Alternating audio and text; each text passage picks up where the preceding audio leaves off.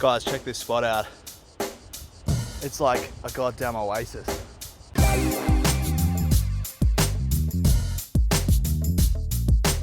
Hey guys, welcome to the video. So we're in Burlington campsite. It's kind of early still, it's like 6:30, and we're just packing everything up and we're getting ready to go. We've got about 47 miles to Standish, Hickey. So join us for the ride. Taylor's just packing up the tent. She didn't really want to get up this morning, did you, Taylor? No, it's cold. Yeah, a little bit cold. Taylor doesn't really have enough warm clothes. But yeah, we're getting moving. It's better to go in the cold mornings than the hot days with the traffic. And this is the other hiker-biker spot for anyone who's interested. When we arrived, this was like full, probably like 6 or 7 tents. That's why we took the other one. Alright, so we're set to leave Burlington, and we actually probably did it in record time. It's about 7:30? 7:20. 7:20. So normally we take about 2 hours, but today we're probably just shy of that, which is good. Maybe even 20 minutes shy. So we're about to hit the road and enjoy some redwoods. Let's do it. So this is the old entrance to Burlington. Figured I'd show you guys while Taylor's ditching some trash. This is a great park, and I think this one's open all year round too, FYI. The best thing about starting early like this is the quiet roads. It is a little bit chilly, but not too bad. And we're hoping that we're just not going to have really too many cars for like a couple of hours. And especially out on this tourist drive, which should be pretty quiet anyway. I guess we'll see though. We will end up on the 101 eventually, but not for like half the ride almost. So we just hit the first big hill of the day. We both warmed up already. Taylor just took her pants, jacket, all that off. Much climbing to be done.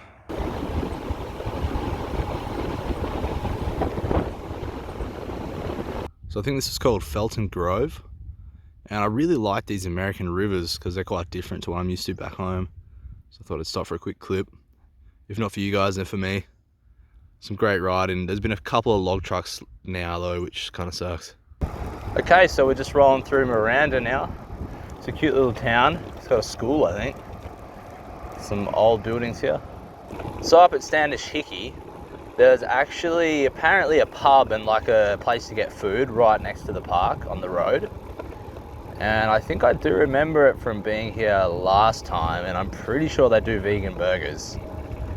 So Taylor's trying to psych herself up to eat a burger. I am too, to be honest. Be good to get some extra calories in. Right, it's kind of sad, but we got to the end of the Avenue of the Giants. We're at the southern entrance. So we're going to be back on the 101, and then we're going to be turning off to Redway, and then we'll be going through Garberville, probably do some shopping there.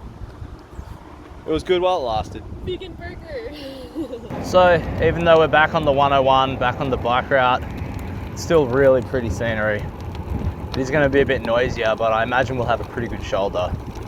I mean, you can see up ahead of me, you know, it's still really beautiful.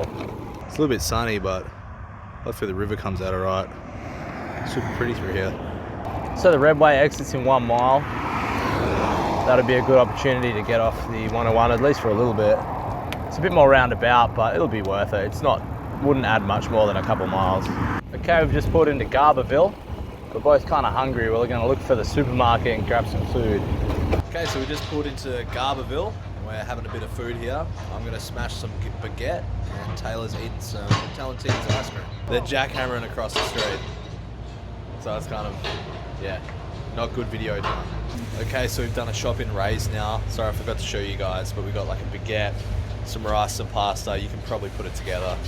Taylor's just eating a few peaches, and I smashed a baguette and just bought another baguette. We're gonna get going. It's 11:20 somehow. Time just like disappears over here. But we've got about 22 miles or so to get to the state park.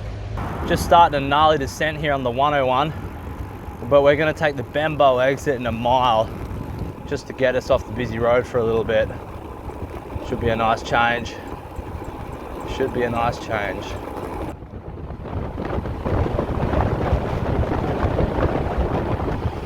It's gotten hot, guys. We're thinking it's probably like 90, maybe 100.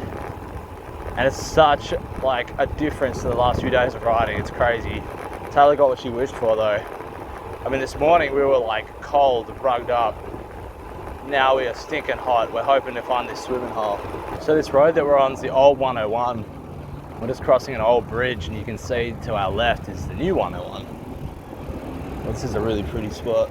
River looked like a pretty spot just to grab a quick clip coming over the bridge here on the old 101. We think it might be more flat on the old 101 too, because, you know, wouldn't they have followed the easiest path back then? We managed to get ourselves off the 101 again for a bit. It's only a short detour, but, you know, the traffic's kind of noisy and it's gone to single lane and it's pretty narrow as well. So yeah, it makes a good choice. So the bike was feeling a little wobbly. I thought we'd better stop and check that rear wheel. If you watched yesterday's video, you would have seen I've broken like 3 spokes. Well, actually now I've broken maybe like half a dozen spokes. I didn't count, but it's more than 3. We tightened a few that were loose, and hopefully, you know, that will get us to the next state park. Ideally, we'll get to Fort Bragg, which is another day's ride, although I don't know if there's a bike store there. So I can either get this one repaired at a store, or I can get a new one or a second-hand one off Marketplace. I'm just worried, like, yeah, if we don't fix it before San Fran, we might have a total failure. I'm not too sure how many spokes you can ride on before a wheel just gives in, but we may well find out. Okay, so we've just stopped under the 101. We've got a little bit more off on the old road before we pop back onto it. It's really hot, guys. The more we ascend, the hotter it gets. I'm running out of water, actually. I'm not sure how. I've just been drinking a lot. Taylor's got about 2/3 of a bottle left or so. We think we've got about 10 miles, and we're both picturing the oasis. So the guy at Ray's, his name was Martin, he pointed out, or he let us know, that there's a swimming hole just about a mile or 2 this side of Standish Hickey. And he said, look for the silver gate on the right-hand side. So I'm looking for the silver gates.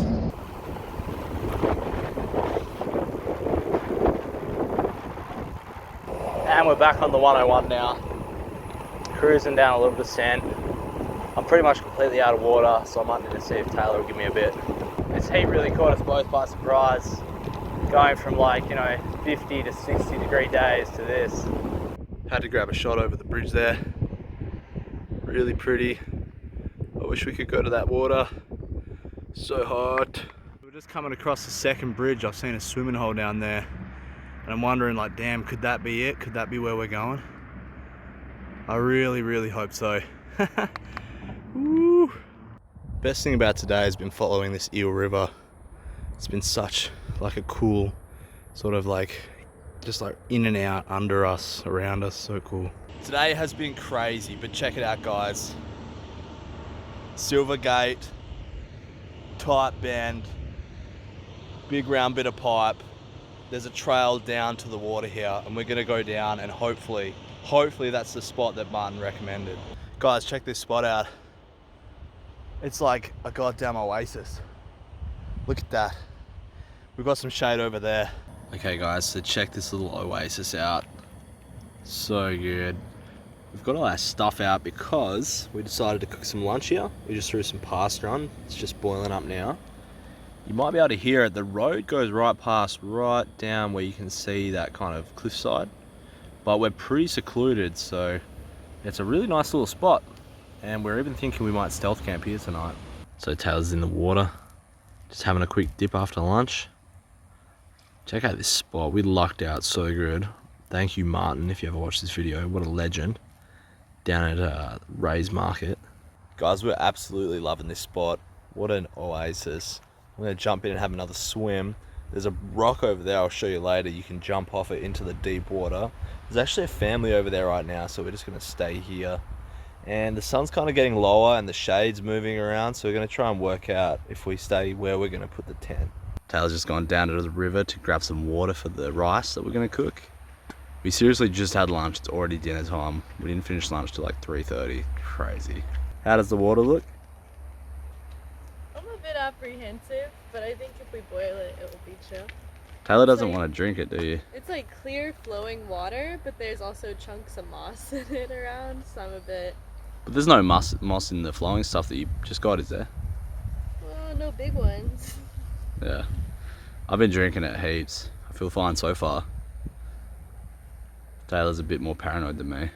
So there's the boulder I was jumping off before.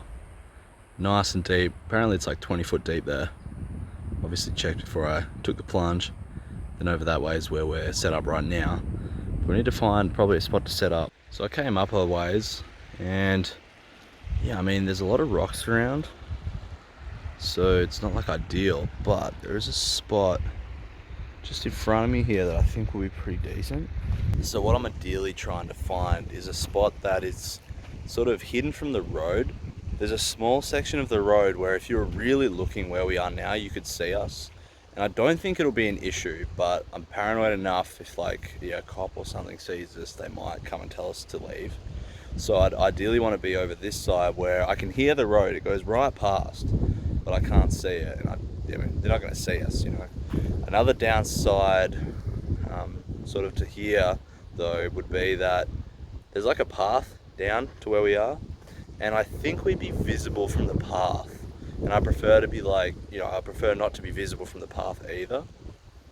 There's also this spot here, which is like right up close to the river, which, yeah, again, definitely not visible from the road. That won't be an issue. Still slightly visible from the path, but I doubt anyone's going to be coming down here late anyway. And right down there is where we are right now. Don't know if you can see the bikes or not. The good thing about that is the path kind of goes down around to that watering hole I showed you with the boulder in it. And so people coming down here don't really see us. They don't even come that way. Although you can see people have, but I mean, the people came down before, they didn't know when the other way. But of course, yeah, you can see the road further up. So I've actually just worked out another spot right here, which is only a little bit of a ways from where we were. I didn't realize, but from here, I don't know if you guys can tell, but the road is hardly visible, and going here would save us making the walk way over there, which would be nice.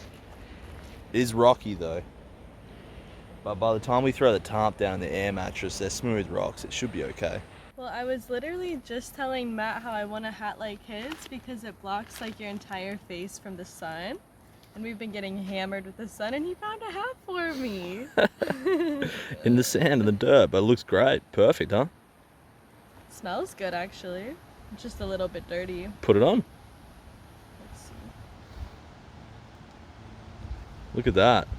I know. Thumbs up if you like the hat, guys. Camo. So we came into the shade. We're going to have another quick swim before dinner. Then we're going to set up the camp, and we'll show you guys how we set it up.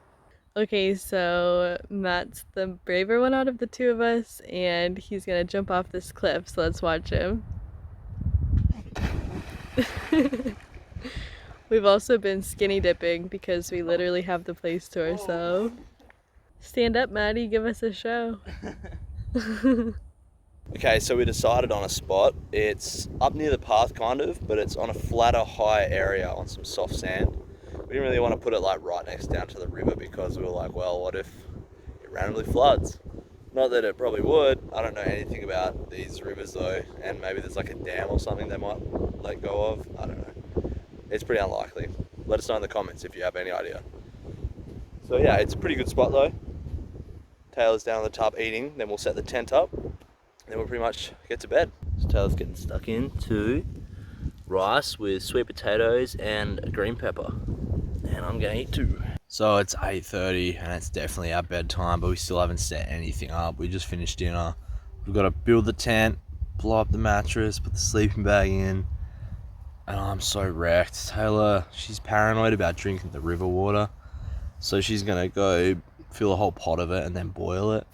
And I mean, as far as I'm aware with river water, as long as it's running and it's like there's not like a dead animal in it or nearby, it should be okay. And this water is clean and crisp. Whoops, I just crushed a bug.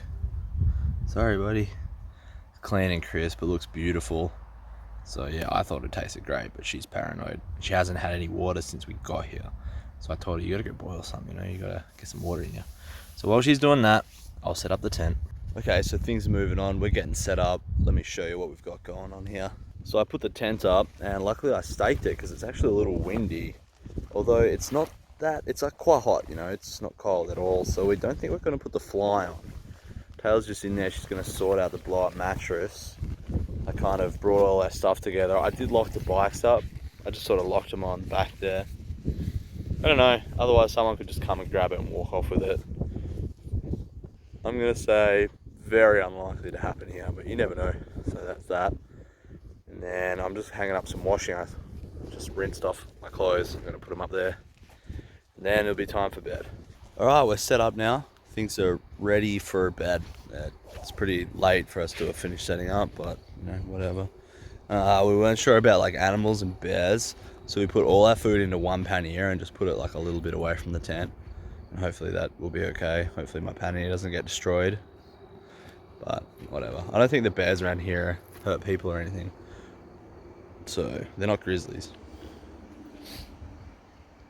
We're gonna get in the tent. Alright, so we're set up and ready for bed now. And yeah, I guess the stealth camp so far has worked out really well. The Standish Hickey stealth camp. We're only like 2 miles from the state park and we're only right off the 101. So tomorrow we'll be heading through there. We'll be hitting Highway 1 for this first time. And we'll be heading back to the coast and we're going to camp out at the state park, Russian Gulch State Park. I mean, as long as we don't find another stealth camp, but I think this was just lucky to have met the guy that recommended this spot. So if you enjoyed the video, give it a thumbs up. Make sure you hit subscribe so you catch the next video, and thanks for watching.